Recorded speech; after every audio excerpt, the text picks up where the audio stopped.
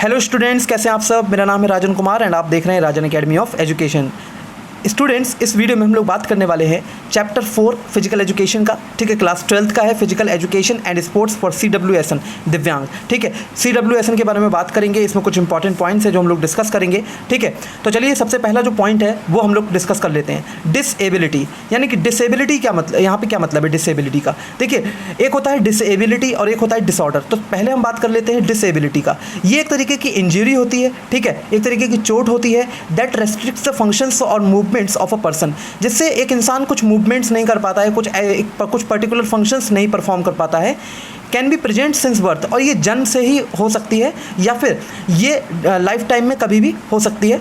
ठीक है, for example हम बात कर लेते हैं स्पाइनल कॉर्ड में इंजरी हो जाना। ठीक है, ये एक तरीके की डिसेबिलिटी है। ठीक है, तो आप लोगों को ये समझ में आया होगा। ठीक है, नेक्स्ट है डिसऑर्डर। यहाँ पे क्या है, ये भी एक तरीके की एलिमेंट ही है। ठीक है, प्रॉब्लम ही है that disturbs the health of a person. इसमें भी एक इंसान की हेल्थ डिस्टर्ब होती है। Hinders a person performance and diminishes his efficiency. इससे क्या होता है, इंसान की परफॉर्मेंस तो डिक्रीज होती ही होती है। ठीक है, उसकी इफिशियंसी भी डिक्रीज होती है। ठीक है, एक प्रभावित करता है ये पर किसी भी इंसान की परफॉर्मेंस को, जो भी वो परफॉर्म कर रहा है टास्क। ठीक है, और इसका एक एग्जांपल हम लोग ले लेते हैं ऑब्सेसिव कंपल्सिव डिसऑर्डर। ठीक है, ये एक डिसऑर्डर है, इस ऑब्सेसिव कंपल्सिव डिसऑर्डर। नेक्स्ट हम बात कर लेते हैं फुल फॉर्म्स के बारे में। देखिए, फुल फॉर्म्स ऑब्जेक्टिव्स में बहुत पूछी जाती हैं। ठीक है, और मैं आप लोगों को एक बात और बताना चाहूँगा कि मैं फर्स्ट चैप्टर से लेके जो भी 10th चैप्टर तक हैं वो मैं करा रहा हूँ इसमें। ठीक है, तो आप लोगों का जो भी सिलेबस है उसके अकॉर्डिंग आप लोग पढ़ लीजिएगा। मैं सारी वीडियोस अपलोड कर दूँगा। ठीक है, नेक्स्ट है फुल फॉर्म्स। देखिए, फुल फॉर्म्स इसमें कौन कौन सी हैं, ये बहुत इंपॉर्टेंट फुल फॉर्म्स हैं, आप लोग जरूर याद करके जाइएगा। ये ऑब्जेक्टिव्स में जरूर पूछते हैं। ADHD, देखिए ADHD का मतलब यहाँ पे क्या है, attention deficit hyper activity disorder. ठीक है, नेक्स्ट है SPD। SPD का मतलब होता है सेंसरी प्रोसेसिंग डिसऑर्डर। ठीक है, नेक्स्ट है ASD। ASD का मतलब क्या होता है, ऑटिज्म स्पेक्ट्रम डिसऑर्डर।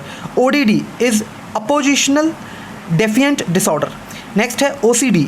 OCD का मतलब होता है ऑब्सेसिव कंपल्सिव डिसऑर्डर। तो स्टूडेंट्स, मैं एक बार और दोहराता हूँ ताकि आप लोगों को अच्छे से याद हो जाए, क्योंकि हम जो भी चीज़ देखते और सुनते हैं वो ज़्यादा बेटर तरीके से याद हो जाती है। तो ऑब्जेक्टिव पेपर में इसको जरूर सुन के जाए। नेक्स्ट है ADHD। शुरुआत करते हैं दोबारा से। ADHD का मतलब होता है attention deficit hyper activity disorder. ठीक है, नेक्स्ट है SPD। SPD का मतलब क्या होता है, सेंसरी प्रोसेसिंग डिसऑर्डर। नेक्स्ट है ASD। ASD का मतलब होता है ऑटिज्म स्पेक्ट्रम डिसऑर्डर। ODD का मतलब क्या होता है, यहाँ पे ODD का मतलब होता है अपोजिशनल डेफिएंट डिसऑर्डर। OCD का मतलब होता है ऑब्सेसिव कंपल्सिव डिसऑर्डर। तो स्टूडेंट्स, इस वाले ये जो फुल फॉर्म्स हैं इनको आप लोग अच्छे से लर्न कर लीजिएगा। ठीक है, बिल्कुल अच्छे से रट लीजिएगा और समझ भी लीजिएगा। ठीक है, रट्टा मार केवल काफ़ी नहीं होता है, आप लोगों को समझना भी चाहिए। नेक्स्ट हम बात कर लेते हैं डिसेबिलिटी एटिकेट्स। देखिए, डिसेबिलिटी एटिकेट्स का मतलब क्या होता है कि जो भी इंसान किसी वजह से डिसेबल है कुछ काम करने के लिए, तो उसके साथ हमें कैसा व्यवहार करना चाहिए, यही कुछ गाइडलाइंस होती हैं। किसके साथ हमें कैसा व्यवहार करना चाहिए, उसी को हम कहते हैं डिसेबिलिटी एटिकेट्स। यानी कि जो भी पर्सन डिसेबल है किसी भी वजह से, ठीक है, उसके साथ हमें कैसा व्यवहार करना चाहिए, उसके साथ हमें जो भी हम गाइडलाइंस हैं वो फॉलो करना चाहिए। ठीक है, पीपल फेसिंग फिजिकल और मेंटल डिसेबिलिटीज़। अब मेंटल डिसेबिलिटीज़ भी हो सकती है, फिजिकल डिसेबिलिटीज़ भी हो सकती है, तो हमें कैसे बिहेव करना चाहिए, ये चीज़ें होती हैं, कुछ गाइडलाइंस होती हैं, इसी को हम कहते हैं डिसेबिलिटी एटिकेट्स। नेक्स्ट स्टूडेंट्स, हमारे पास जो है टॉपिक है जो इंक्लूसिव क्लासरूम, मतलब जो 5th पॉइंट है हमारा वो है इंक्लूसिव क्लासरूम्स। ठीक है, अच्छा, इंक्लूसिव का यहाँ पे मतलब क्या है ना, एक साथ। ठीक है, एक साथ, तो इसका मतलब होता है एक ऐसा क्लासरूम जिसमें सारे स्टूडेंट्स, चाहे वो उनकी कोई भी एबिलिटीज़ हों, उनके पास चाहे कोई भी स्किल्स हों, ठीक है, उनकी स्किल्स चाहे अलग हो, वो एक तरीके से सभी एक साथ शिक्षा लेते हैं। ठीक है, तो इंक्लूसिव क्लासरूम्स क्या होता है, चाहे कोई भी इंसान, चाहे उसकी एबिलिटीज़ कुछ भी हो, चाहे उसकी स्किल्स कोई भी हो, तो वो एक साथ पढ़ते हैं। ठीक है, इन्हीं को हम कहते हैं इंक्लूसिव क्लासरूम्स। इसके बारे में जब मैं चैप्टर्स डिस्कस करूँगा, ठीक है, ये तो इंपॉर्टेंट पॉइंट्स मैं डिस्कस कर रहा हूँ, जब मैं चैप्टर डिस्कस करूँगा, जल्दी से सीरीज़ आने वाली है। ठीक है, एक एक टॉपिक उसमें हम लोग डिस्कस करेंगे, पर्टिकुलर टॉपिक को लेंगे, उसमें आप लोगों को अच्छे से समझ में आएगा। ठीक है, नेक्स्ट हम बात कर लेते हैं कॉग्निटिव डिसेबिलिटी। कॉग्निटिव, अब देखिए यहाँ पे कॉग्निटिव डिसेबिलिटी, इसका मतलब क्या होता है, देखिए ये माइंड से ही रिलेटेड है। मतलब यहाँ पे है the nature of this disability is mental since cognitive domain is related to using अभी बताता हूँ मैं आप लोगों को इसमें क्या लिखा हुआ है कि जो नेचर है इस डिसेबिलिटी का इज़ मेंटल, यानी कि इसमें मानसिक तौर पर जुड़ी हुई चीज़ें बात कर रहे हैं हम लोग, ठीक है।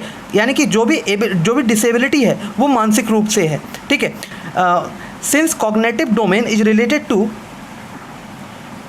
Mental abilities and achieving results from it, यानी कि मानसिक क्षमता का इस्तेमाल करके जब हम कोई भी काम कर रहे हैं, ठीक है, तो अगर वो मानसिक क्षमता पूरी तरीके से यूटिलाइज नहीं हो पा रही है, मतलब यहाँ पे मेरा कहने का मतलब है कि डिसेबिलिटीज़ का सामना जो कर रहे हैं, ठीक है, कोई भी इंसान, तो वो मेंटल डिसेबिलिटीज़ जो भी उसके अंदर हैं, ठीक है, तो उसको हम कह रहे हैं कॉग्निटिव डिसेबिलिटीज़, ठीक है।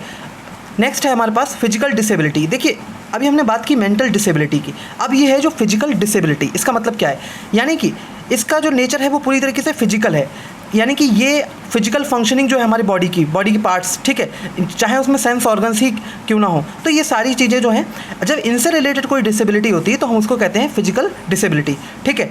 नेक्स्ट है, अच्छा इसमें जो फिजिकल डिसेबिलिटी है इसका कोई एक एग्जांपल आप लोग बताइए, ठीक है। सेंस ऑर्गन्स का यहाँ पे बात आ गई तो आप लोग बहुत अच्छे से समझ गए होंगे, तो आप लोग कमेंट सेक्शन में बताइए कोई भी एक डिसेबिलिटी का नाम, ठीक है, फिजिकल डिसेबिलिटी का एक नाम बताइए मुझे, कौन सा है, एग्जाम्पल दीजिए, ठीक है। इंटेलेक्चुअल डिसेबिलिटी का यहाँ पे मतलब क्या है, इंटेलेक्चुअल डिसेबिलिटी का मतलब है this is characterized by low intelligence quotient score, यानी कि देखिए कॉग्निटिव डिसेबिलिटी और इंटेलेक्चुअल डिसेबिलिटी लगभग आप लोगों को सिमिलर लगेगा, लेकिन आप लोगों को समझना है कि वहाँ पे मेंटल एबिलिटी का काम करके उससे कुछ रिजल्ट पाना है, ठीक है, तो वो चीज़ कम हो जाती है, डिसेबिलिटीज़ हो जाती है मेंटल डिसेबिलिटीज़। यहाँ पे जो इंटेलेक्चुअल डिसेबिलिटीज़ का मतलब है यानी कि बौद्धिक विकास से रिलेटेड है ये, ठीक है, जिसमें स्कोर जो होता है ना इंटेलिजेंट क्वेश्चन, यानी कि इंटेलिजेंट क्वेश्चन का जो स्कोर होता है कि IQ लेवल जो होता है वो 70 से नीचे हो जाता है, and significant problems in the ways learners adapt to new situations. तो इसमें क्या होता है, इंटेलेक्चुअल डिसेबिलिटी का मतलब क्या होता है, IQ लेवल 70 से नीचे हो जाता है और कुछ प्रॉब्लम्स आने लगती हैं जब हम नई चीज़ें सीखते हैं, नई सिचुएशंस में अडाप्ट करने की कोशिश करते हैं, ठीक है, मतलब इसमें इंटेलेक्चुअल डिसेबिलिटी ये होती है। तो जो भी व्यक्ति इससे गुजर रहा होता है, इंटेलेक्चुअल डिसेबिलिटी को फेस कर रहा होता है, तो उसको बहुत सारी परेशानी होती है, ठीक है।